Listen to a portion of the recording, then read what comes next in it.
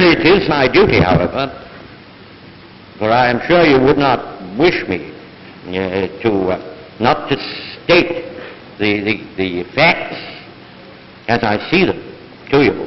It is my duty to place before you certain facts about the present position in Europe. From Stettin in the Baltic to Trieste in the Adriatic, an iron curtain has descended across the continent.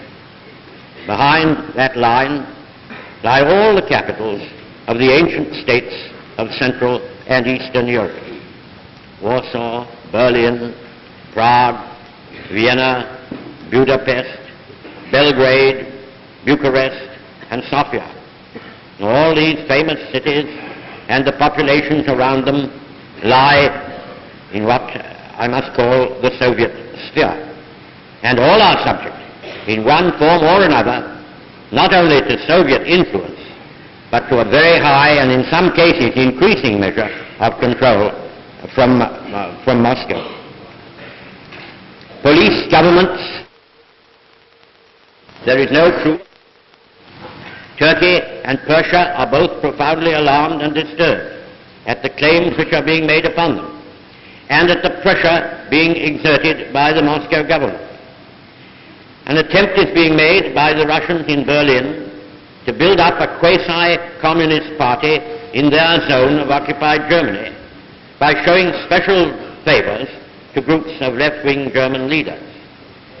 At the end of the fighting last June, the American and British armies withdrew westwards in accordance with an earlier agreement to a depth at some points of 150 miles upon a front of nearly 400 miles, in order to allow our Russian allies to occupy this vast expanse of territory which the Western democracies had conquered. If now the Soviet government tries by separate action to build up a pro-communist Germany in their areas, this will cause new serious difficulties in the American and British zones, and will give the defeated Germans the power of putting themselves up to auction between the Soviets and the Western democracies. Whatever conclusions may be drawn from these facts, in fact they are, this is certainly not the liberated Europe we fought to build up, nor is it one which contains the essentials of permanent peace. The safety of the world in Europe from the quarrels of the strong parent races in Europe that the world wars we have witnessed, or which occurred in former times, have sprung. Twice in our own lifetime we have seen the United States, against their wishes and their traditions, against arguments the force of which it is impossible not to comprehend. Twice we have seen them drawn by irresistible forces into these wars in time to secure the victory of the good cause, but only after frightful slaughter and devastation have occurred. Twice the United States has strong France. All my public life I worked for a strong France, and I never lost faith in our destiny, even in the darkest hours. I will not lose faith now.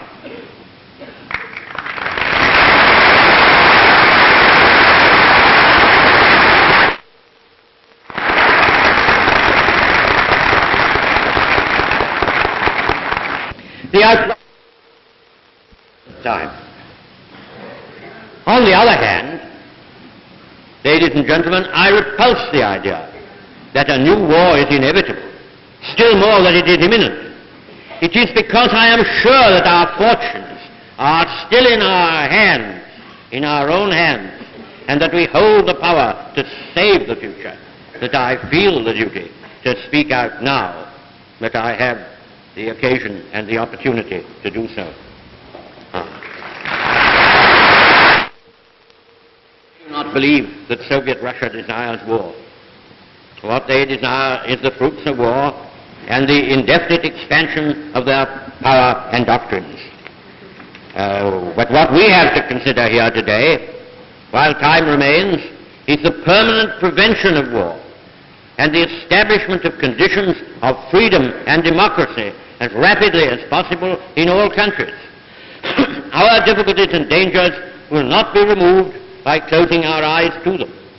They will not be removed by mere waiting to see what happens, nor will they be removed by a policy of appeasement.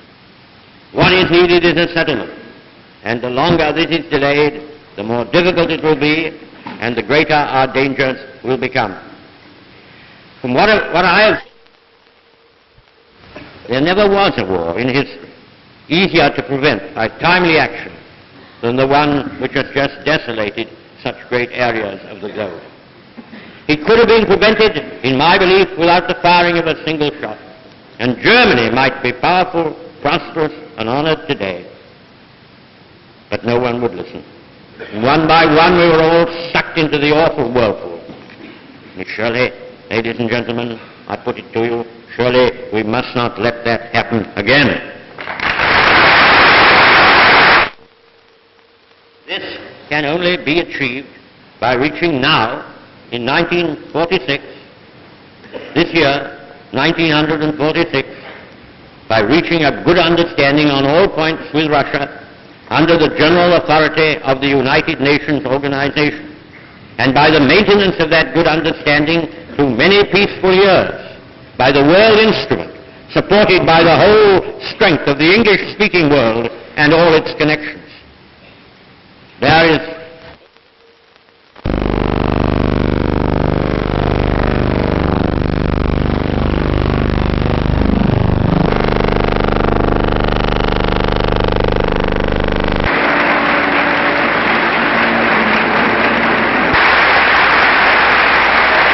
and gentlemen, be wrong and imprudent to entrust the secret knowledge or experience of the atomic bomb which the United States, Great Britain, and Canada now share to the World Organization while it is still in its infancy. It would be criminal madness to cast it adrift in this still agitated and ununited world. Neither the sure prevention of war nor the continuous rise of world organization will be gained without what I have called the fraternal association of the English-speaking people.